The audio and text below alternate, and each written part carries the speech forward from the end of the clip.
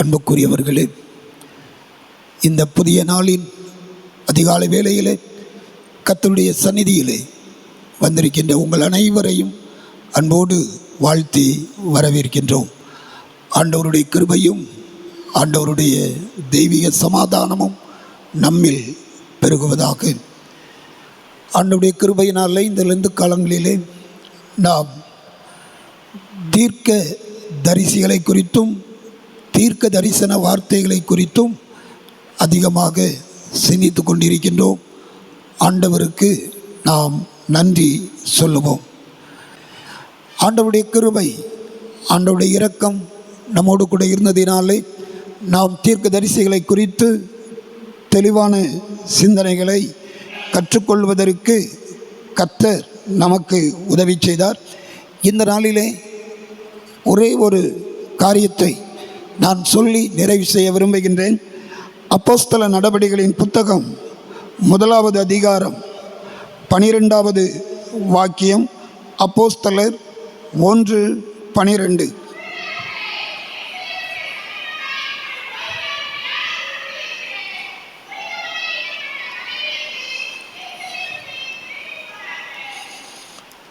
அப்போஸ்தலர் 1ஆம் அதிகாரத்திலே 12வது வசனம் இவ்விதமாக சொல்லுகிறது: அப்பொழுது அவர்கள் எருசலேமுக்கு சமீபமாய் ஒரு ஓய்வு நாள் பிரயாண தூரத்தில் இருக்கிற ஒலிவமலை எனப்பட்ட மலையில் இருந்து எருசலேமுக்கு திரும்பி போனார்கள். இயேசு கிறிஸ்துவினுடைய வருகையிலே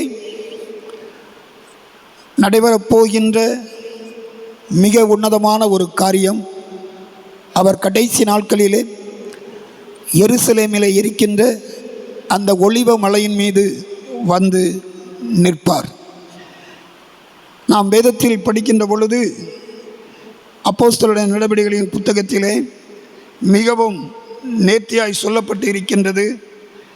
நீங்கள் ஏன் வானத்தை அண்ணார்ந்து பார்த்து கொண்டிருக்கின்றீர்கள்? அப்போஸ்தலர் 1:11 பாருங்கள்: கலிலேயராகிய மனுஷரே, நீங்கள் ஏன் வானத்தை அண்ணாந்து பார்த்து நிற்கிறீர்கள்? உங்களிடத்திலிருந்து வானத்துக்கு எடுத்துக்கொள்ளப்பட்ட இந்த இயேசுவானவர் எப்படி உங்கள் கண்களுக்கு முன்பாக வானத்துக்கு எழுந்தருளி போனாரோ அப்படியே மறுபடியும் வருவார். ஆண்டவர் உங்கள் முன்பே எவ்விதமாக பரலோகத்திற்கு எழுந்தருளி போனாரோ அப்படியே மீண்டும் அவர் வருவார். அவர் வருவதற்கான அடையாளங்கள் எல்லாம் நமக்கு தெளிவாக சொல்லப்பட்டிருக்கிறது. நாம் வாசித்த திருமறை பகுதியிலே சுவிசேஷ வாக்கியத்திலே அப்போஸ்தலர் 24வது அதிகாரத்தில் மத்தேயு 24வது அதிகாரத்திலே நாம் படிக்கின்ற பொழுது மிகவும் நேர்த்தியாய் மிகவும் அழகாய் சொல்லப்பட்டிருக்கின்ற அந்த வாசகம் பாருங்கள். 32 மத்தேயு 24:32. அத்திமரத்தினால் ஒரு ஓமையை கற்றுக்கொள்ளுங்கள். அதிலே இளங்கிளை தோன்றி துளிர்விடும்போது வசந்த காலம் சமீபமாயிற்று என்று அறியுங்கள். வசந்த காலம் சமீபமாக வந்துவிட்டது. அப்படி சொல்லிட்டு அடுத்த வசனம் சொல்லுகிறது: அப்படியே இவைகளையெல்லாம் நீங்கள் காணும்போது அவர் சமீபமாய் வாசல் அருகே வந்திருக்கிறார் என்று அறியுங்கள். கிறிஸ்து இந்த பூமிக்கு வருவார். அவரை குறித்த தீர்க்க தரிசனங்கள் எல்லாம் சொல்லப்பட்டது, நிறைவேறியது, இன்னும் நிறைவேறி கொண்டிருக்கின்றது. ஆகவே கடைசி நாட்களிலே அவர் ஒலிவ மலையிலே வந்து இறங்குவார். ஏனென்று சொன்னால் மரித்த கிறிஸ்து உயிரோடு எழும்புவார் என்பது சொல்லப்பட்ட உண்மை. ஆகவே கிறிஸ்து மரித்தோரிலிருந்து உயிர் பெற்று அவர் எழுந்தருளி தம்முடைய மக்களுக்கெல்லாம் காட்சி கொடுத்து பின்பு ஒலிவ மலையில் இருந்து அவர் பரத்துக்கு எடுத்து கொள்ளப்பட்டார். மீண்டும் அவர் வருவார் என்பதை நீங்கள் அறிந்து கொள்ளுங்கள். நிச்சயமாக வருவார். இதை குறித்து சகரியாவின் புத்தகம் 14ஆம் அதிகாரம் 1 முதல் 4 வசனங்களை நாம் படிக்கும் பொழுது யாராவது ஒருவர் நிறுத்தி படியுங்கள். சகரியா 14 1 முதல் 4 வசனங்கள்.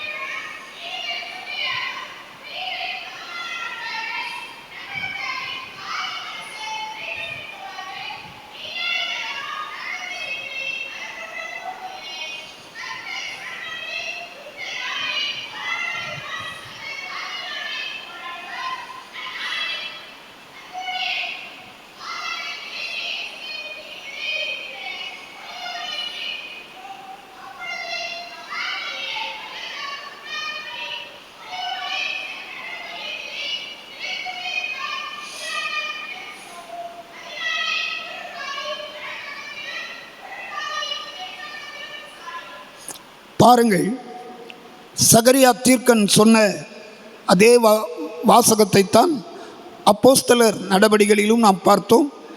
கடைசி நாளிலே அவர் ஒலிவ மலையின் மீது வந்து இறங்குவார். ஒலிவ மலையின் மீது அவர் வந்து இறங்கும் பொழுது அந்த பர்வதம் 2ஆக பிளந்து போகும். அன்புக்குரியவர்களே, கடந்த சில ஆண்டுகளுக்கு முன்பு இந்த ஒலிவ மலையிலே ஒரு பெரிய 5 ஸ்டார் ஹோட்டல் கட்டுவதற்காக அங்கே அதை ஆய்வு செய்தார்கள்.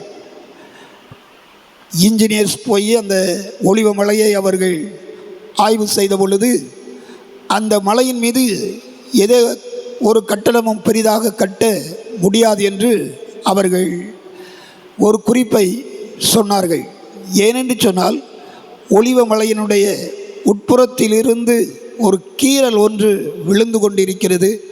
ஆகவே அது என்றும் அந்த பர்வதம் சிதறலாம் என்று அவர்கள் ஒரு முடிவு சொல்லி அதை நிறுத்தினார்கள் என்று செய்தித்தாள்களிலே வந்த ஒரு செய்தி குறிப்பு சொல்லுகிறது.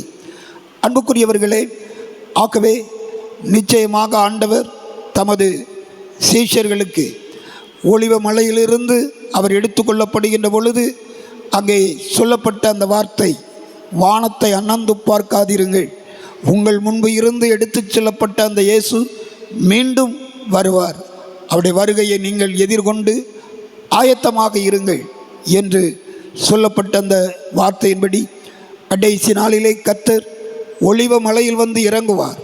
இறங்கும் பொழுது இந்த உலகத்தின் முடிவுகள் வரும். அதைத்தான் தெசலோனிக்கிய ஆக்கியோன் பவுல் சொல்லும் பொழுது, கர்த்தர் ஆரவாரத்தோடு வருவார், அவர் மிகுந்த சத்தத்தோடு வருவார், தூதர்களோடு வருவார் என்று தெசலோனிக்கே புத்தகத்திலே அவர் குறிப்பிடுவதை நாம் பார்க்கிறோம். அன்புக்குரியவர்களே, இயேசு கிறிஸ்துவை குறித்து சொல்லப்பட்ட தீர்க்க தரிசனங்கள் அனைத்தும் நிறைவேறி முடிந்துவிட்டன. இயேசு கிறிஸ்துவை குறித்து சொல்லப்பட்ட இந்த உலகத்தில் வருவார், அவர் பாடுபடுவார், அவர் சிலுவையில் அறையுண்டு அவர் பூமியில் வைக்கப்படுவார், 3ஆம் நாள் உயிர் பெறுவார், பின்பு பரத்துக்கு எடுத்துக்கொள்ளப்படுவார்.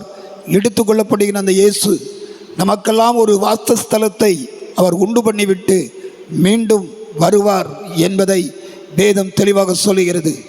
யோவான் தன்னுடைய சுவிசேஷத்திலே சொல்லுவார், அழகாக சொல்லுவார், அவர் நமக்காக ஒரு வாசஸ்தலத்தை ஆயத்தனம் பண்ணின பின்பு அவர் இருக்கும் இடத்தில் நாமும் இருக்கும்படி வந்து அழைத்து செல்வார்.